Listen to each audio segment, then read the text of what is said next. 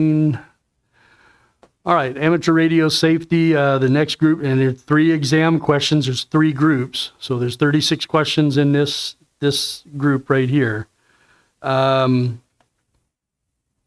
Electrical safety, antenna installation. Look for and stay clear, and this is big, okay? Look for and stay clear of overhead power lines. Now the rule is that you don't want to be closer. You take your antenna height, so if your antenna is going to be 25 feet high, add 10 feet to it, and you don't want to be any close. That comes to 35 feet, and that's the closest you would want to put your antenna in the ground to a power line, overhead power line. I would say that those of you that live in newer neighborhoods probably have underground power lines, and you don't really have to worry about this. But then you have HOAs, and they're going to give you grief if you try to put up an antenna. If you have a problem with that, there's ways to get around it. There's ways that you can hide your antenna and make it look like, a plant or something like that. So, and that's one of the good benefits of being in a club, because you can ask other people in HOAs in the club, so how did you get your antenna up? And you get all kinds of great ideas. Greg. Oh, yeah. Yeah. AB4GO. Greg. Greg O'Neill. Okay, yeah. Yeah. Yeah, Greg's a nice guy, but he doesn't remember names or call signs real easily. So the first couple of times he needed to get my attention to talk to me, he called me Mr. Fuzzy Face, because he couldn't remember my name or call sign. Now I wear a shirt that has both on it. So Greg's a nice guy. Anyway, look for and stay clear of any overhead power lines. If the antenna should fall, no part should be less than 10 feet from the power lines. So that's what I say, add 10 feet to your antenna length, and which gives you 35 feet. And if you're 35 feet from the power line, you're good to go. Never mount an antenna on a utility pole. Okay, number one, you shouldn't be up on a utility pole because that's dangerous. And secondly, it's very likely that being that close to a utility line is going to create some sort of interference.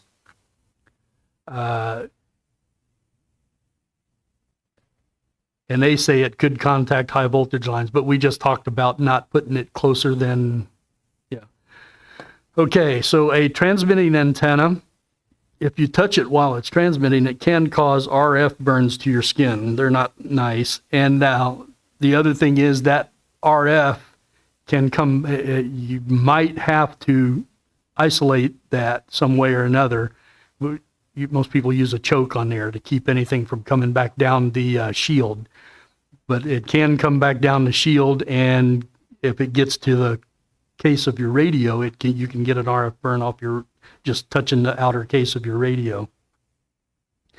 A transmitting antenna can cause severe RF burns to the skin. Locate antennas where they can't be easily touched. So you don't want your dog to inadvertently touch the antenna. Trespassers, well, as much as we might like for them to touch the antenna, you probably don't want that.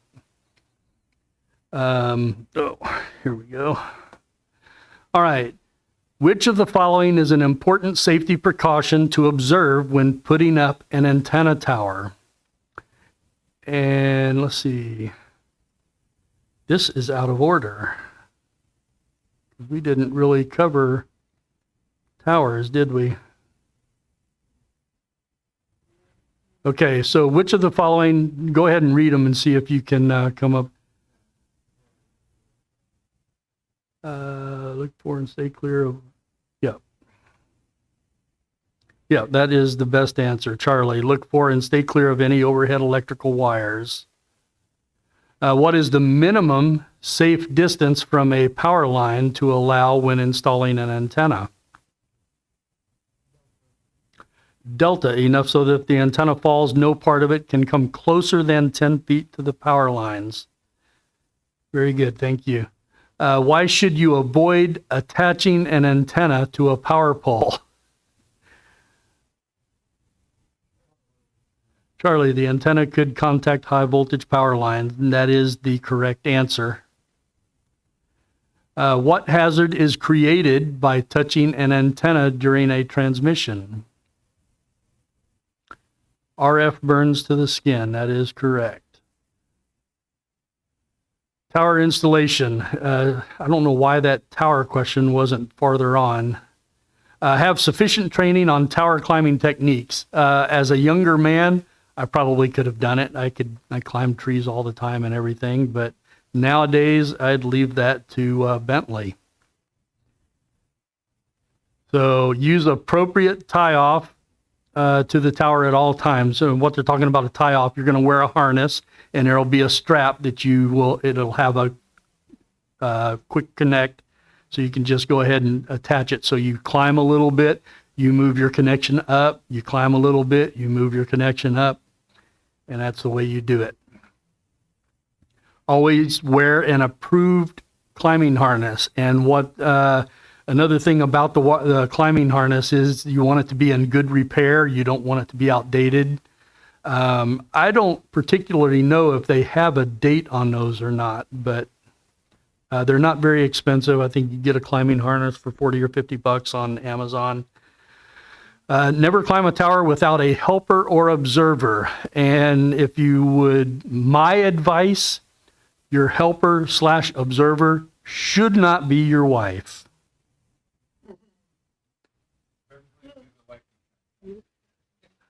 I didn't even think of that. Yeah, I had to put my antenna up. I had a helper watching from the ground who had a cell phone on him, but I didn't do it while my wife was home. I did it while she was in New York because she wouldn't want me climbing 18 feet up on a ladder, being old and fat, you know. Use appropriate, always wear never climb a tower without a helper or observer. Never climb a crank-up tower unless it is retracted or safety locks are in place. So a crank-up tower is just what it sounds like. It's a tower where, it's got the base is this wide, and then the next section is this wide, and then the next section is this wide, and you crank each section up and then put an interlock in place on all three legs that locks it in. And you shouldn't climb it while it is extended unless all the interlocks are in place. And I can't really think of any reason why you would want to climb it anyway. I mean, if it's a crank down, that's why you got it, so that you could access it from the rooftop rather than having to go 20 feet above your rooftop, Use safety wire on turnbuckles to prevent loosening from the vibration. So if you get up a certain height, you're going to have to put guy wires on it. And your guy wires will have turnbuckles on them so that you can adjust them. When you get it adjusted so that you're straight up and down and everything is snug, then you're going to want to safety wire the turnbuckles so that as the wind blows and snaps, it doesn't back off just from the constant wear. You want to keep it stationary. And there's a couple examples of towers. The one on the left, the one on the right there, you can actually see that it's got a second section up there that's in line, that's inside the original. You can't really see the other one well enough to see that, but there's a couple examples of towers there. The towers at your radio station, they go up quite a ways, 150, 200 feet, some even 300. And at the bottom of those, they've got ground radials going out. They're underneath, they're most of the time buried underneath, but those ground radials are actually part of the antenna. And that's important. We're going to touch that. Actually, we touched that last week. Climbing harnesses. So there's a climbing harness and a tie-off that you see there. And I'm pretty sure Bob got those pictures off of Amazon. What is required when climbing an antenna tower? Delta, all of these choices are correct. Under what circumstances is it safe to climb a tower without a helper or observer? Delta, never. Very good. Which of the following is an important safety rule to remember when using a crank-up tower? This type of tower must never be climbed unless it is retracted or mechanical safety locking devices have been installed. Very good, thank you. What is the purpose of a safety wire through a turnbuckle used to tension guy lines?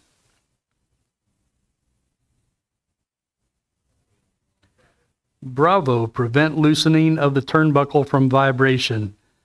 Tower grounding. Now we're going to talk more about grounding here. And like I say, there's lots of different opinions about how this should be done. There's even opinions of don't ground it. Now, as someone that's worked in electronics for 40 years, I don't know if I agree with that one. Local electrical codes establish grounding requirements. So the FCC in itself provides information for those who wish to ground, but they don't provide, their official stance is check your local codes.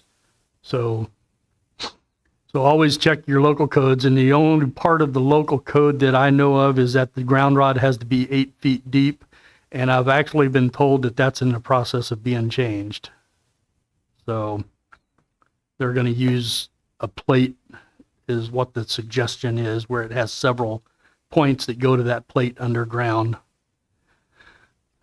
The 8-foot ground rod should be, and it even says they're 8 feet, should be installed at and connected to each leg.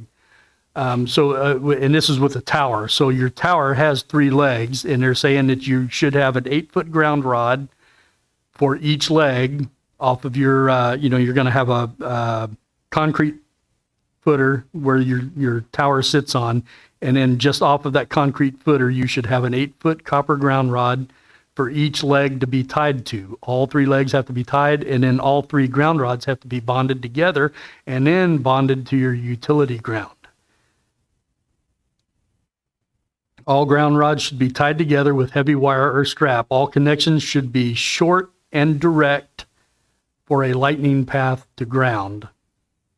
Sharp bends should be avoided to reduce opposition. And remember, no solder on these grounding straps or grounding wires, because one little pop of lightning and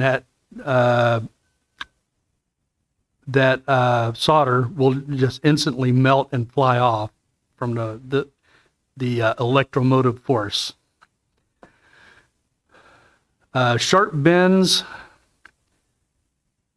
I cannot remember why they said you shouldn't have the sharp bends in it, but you're supposed to make as straight as possible, no bending. Which of the following establishes grounding requirements for an amateur radio tower or antenna? Bravo, local electrical codes. And don't let all those other fancy numbers there fool you on this one. Which is a proper grounding method for a tower? Delta, separate 8-foot ground rods for each tower leg bonded to the tower and to each other. Very good. Which of the following is a good practice when installing ground wires on a tower for lightning protection? Charlie, ensure all connections are short and direct. Make sure that all ground wire... Okay, so B, they did just the opposite of what they told you a while ago, because I'm looking at that all choices correct, but all choices correct is a wrong answer this time. It is C, ensure all connections are short and direct. So they just told you a few seconds ago that you didn't want any bends or right angles if you could avoid it. You're working around a tower, so you're going to have some bends. Definitely no right angles.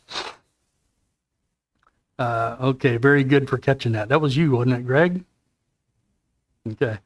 Electrical safety. Let's see. Which of the following is true when installing ground conductors used for lightning protection?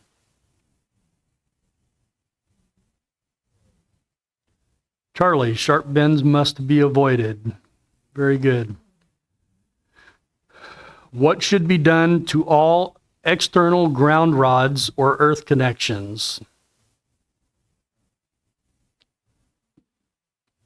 Bond them together with heavy wire or conductive strap. Okay, and remember we said conductive strap, so a flat, solid strap is what they're talking about there. Try to avoid the flat braided like the automotive. That does have its uses. You can use that inside to go between your devices, your equipment, and wherever your ground ties to inside. What a lot of people do is just put they take a piece of copper tubing and strap everything to it, and then from it out through your access back into the outdoors where you have your lightning connector and everything. Okay. Lightning, let's see. Lightning can be conducted down a feed line into your station. And this is exactly why I keep, unless I'm using the radio, the antennas are disconnected completely.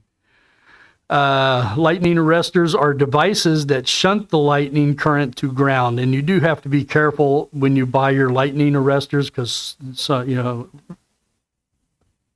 as with everything, some are better than others.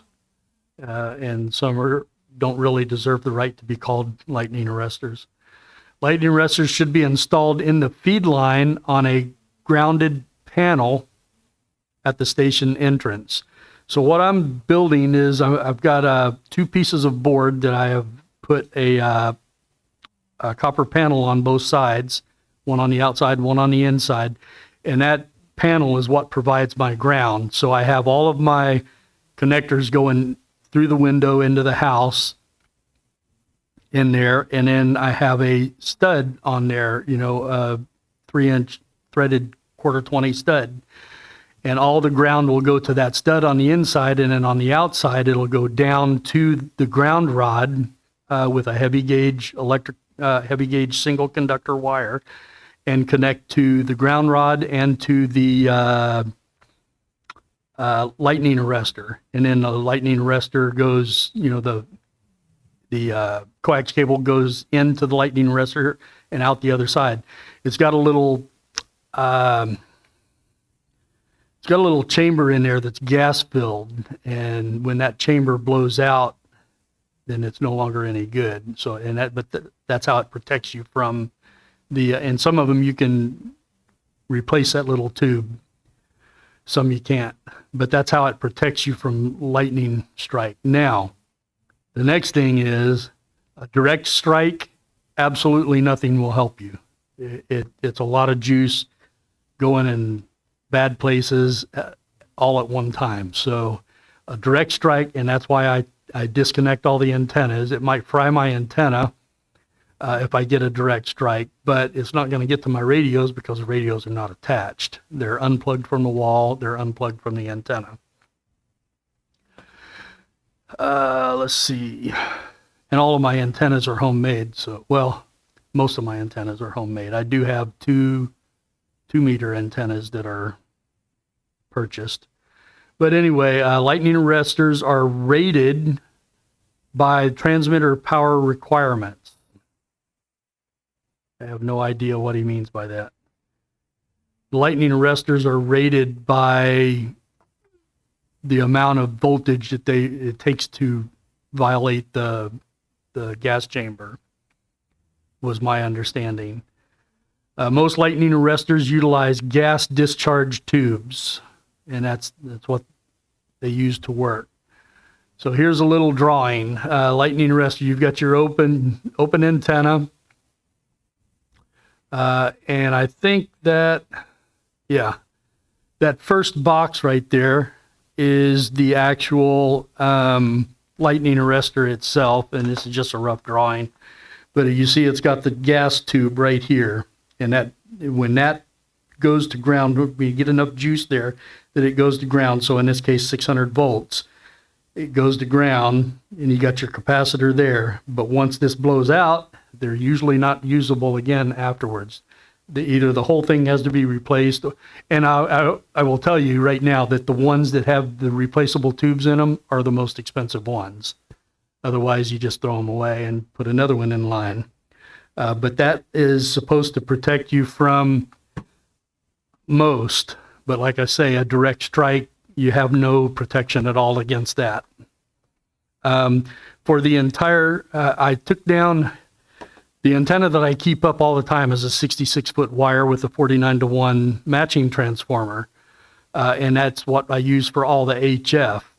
I've got it set up so that I've got a pulley in a branch of an oak tree over here, and a pulley all the way as close to the top as I could get of a queen palm over here.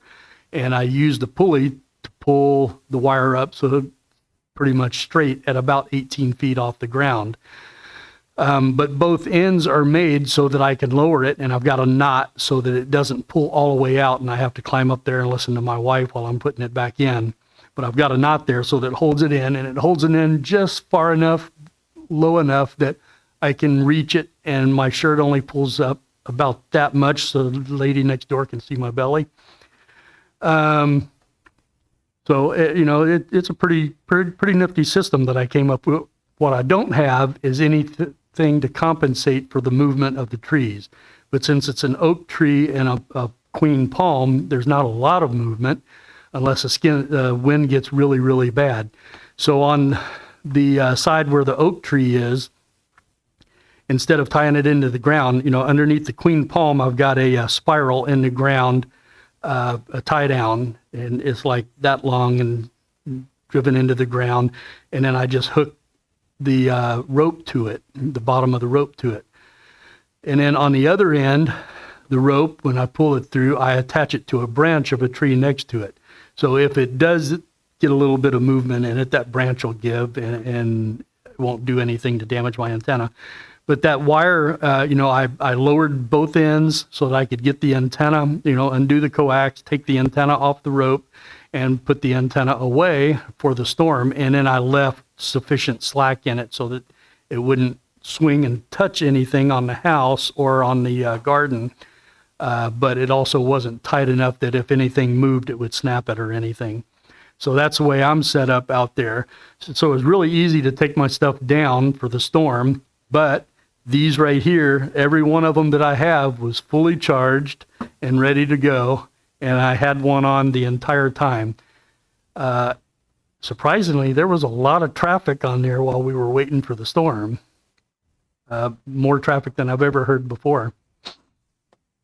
So you've got, your static charge, static or light, a nearby strike is causing static. Builds up on the antenna and lightning arrestor. Your DC blocking cap keeps all that static off of your radio.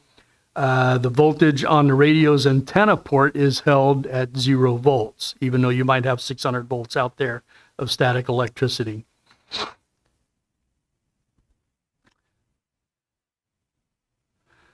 Okay, where should a lightning arrestor be installed in a coax feed line?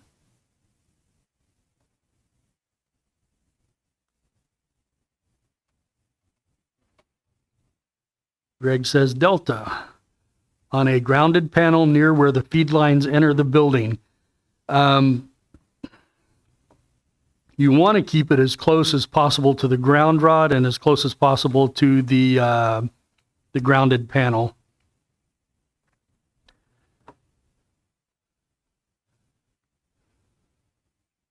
Takeaways for this lesson: installing antennas and towers, stay clear of any overhead electrical wires, locate so that no part of it can come closer than 10 feet to the power lines.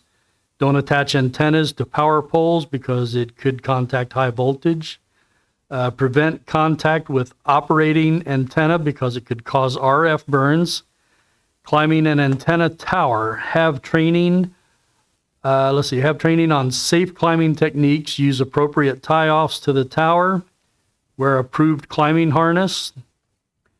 Never climb approved and good maintenance. Don't want one that's slightly damaged or anything.